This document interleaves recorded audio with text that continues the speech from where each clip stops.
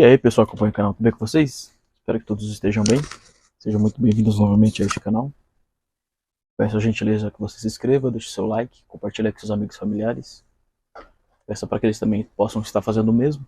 Conto com a ajuda de todos vocês para estar aumentando a visibilidade e o engajamento do canal. No vídeo de hoje vamos estar trabalhando com esse celular aqui da Motorola.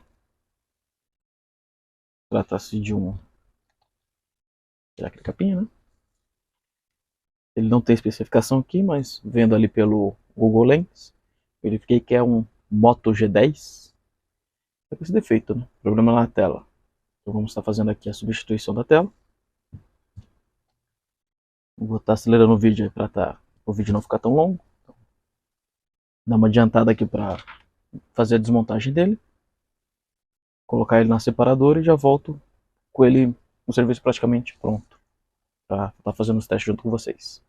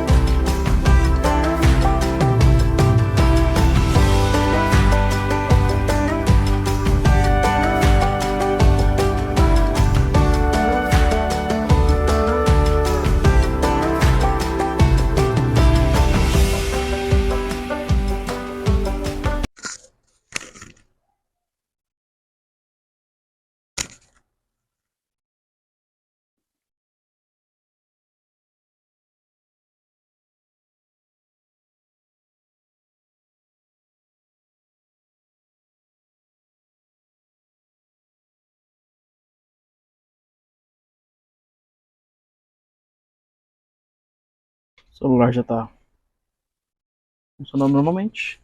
Vamos ver aqui o tela touch funcionando perfeitamente. Agora esperar ela secar por completo. E está colocando aqui a película para estar podendo entregar aí ao cliente. Eu espero que vocês tenham gostado aí do vídeo.